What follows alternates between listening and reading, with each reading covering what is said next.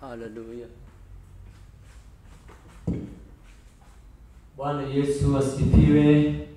Bwana asifiwe. Adhuhuri ya leo nashukuru umweza wa yote, Baba wa mbingu na nchi, wenye hakuna Mungu mwingine aliye kama yeye. Yeye ndiye Mungu, yeye ndiye mfalme mwema. Na tushukuru na tuombe. Baba, kwa uwezo wako na mamlaka ambayo umetupa Bwana, yomba katika adhuhuri ya sasa.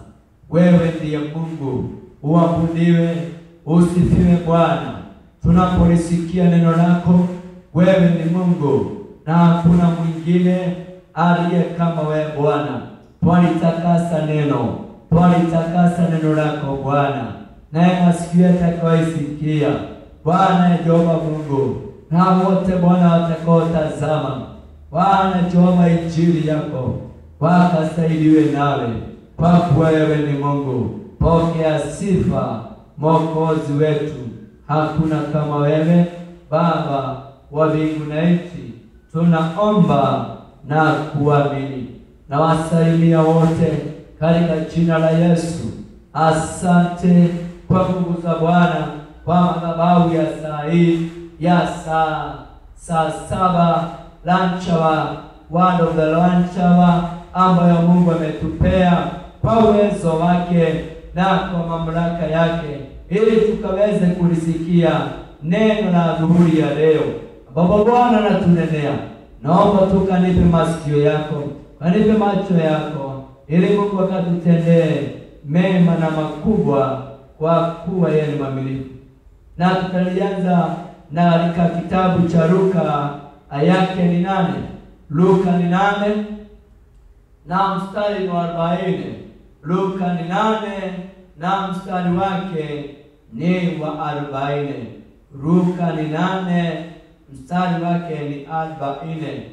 Luke 8 verses 40 nasema hivi: basi Yesu aliporudi, mkutano ukamkaribisha kwa furaha, maana alikuwa wakimgojea wote.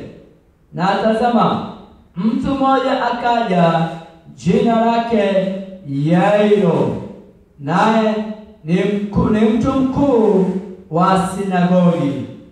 Akaanguka miguuni pa Yesu, akisihi ingie nyumbani mwake, kwa kuwa binti yake yu katika kufa, ambaye ni mwana wake pekee. Umri wake umepata miaka 12. Na alipokuwa akienda, makutano walimsonga. Endelee. Na mwanamke mmoja ambaye ametokwa na damu muda wa miaka 12, alikuwa amegharimia mali zake zote kwa kuwapa waganga, asipate uponyaji wa mtu yoyote.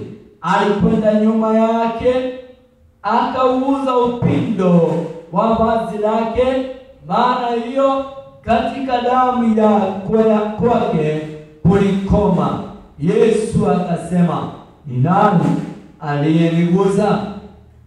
Basi watu wote walipokana, Petro akamwambia, Bwana mkubwa, makutano haya wanakuzunguka na kukusonga.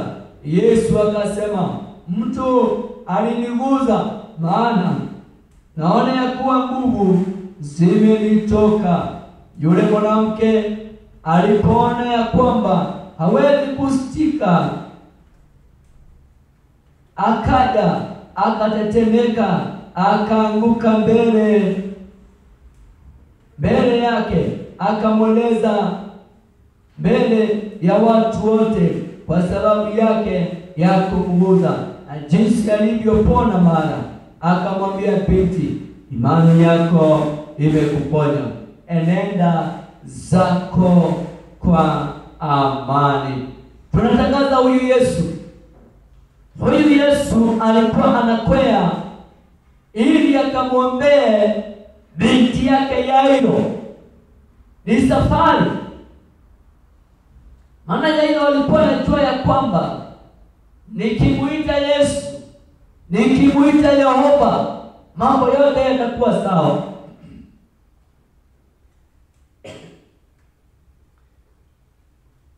Akakimbia, akamkaribisha Yesu kwake. Maana tunasema alipokuwa akienda, wengi walimfuata,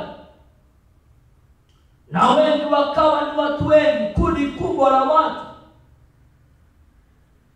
likamsonga, likamkaribia sana. Na kulikuwa na mwanamke ambaye alikuwa anatokwa na damu miaka 12. Imagine mtu anatoka na damu miaka 12. Shida uko naye miaka 12. Akamkaribia Yesu, maana anajua suluhisho ni Yesu. Maandiko inasema ya kwamba alikuwa amejaribu waganga wengi wamtibu, lakini hawakuweza. Alikuwa amejaribu matibabu aina mingi, akatumia mali zake nyingi, lakini haikuwezekana. Aliposikia ya kwamba Yesu yuaja, akasonga, akaguza upinde wa vazi lake, na mara hiyo kutoka damu kwake kulikoma. Nimeleta habari ya huyu Yesu. Huyu Yesu, yale mambo yamekuzunguka siku mingi, ile shida imekuwa naye siku mingi, mambo umeng'ang'ana naye siku mingi, umejaribu kupeleka mahali kwenu uangalie kama kutakuwa sawa, umejaribu hiki na kile, umejaribu uwezavyo. Bwana ndoleta habari, mjaribu huyu Yesu. Yesu, yeye ndiye anaweza mambo yote. Huyu Yesu ndiye tu anaweza kukusaidia. Na ikiwa umejaribu waganga, umejaribu watu wa kwenu, umejaribu maanko, ukasema shida ni kwa anko, wacha nijaribu nimtembelee, wacha nibaribu ninunue hiki kwa shosho, yaweza kuwa kuna mambo sikufanywa, yaweza kuwa kuna mali haikupelekwa kwetu, ndio inafanya usumbuke. Hiyo yote ilifanyika. Huyu mama kwa miaka 12, usidhani alikuwa ameketi hivi. Alikuwa amejaribu mambo kadhaa, mambo mazito, mambo makubwa. Madaktari wa nguvu, madaktari wa habo, madaktari wa kiasili, yote alijaribu, lakini haikufaulu. Akaamua sasa atafute eneo ya kiroho, atafute njia za Roho Mtakatifu, atafute mambo ya kimungu,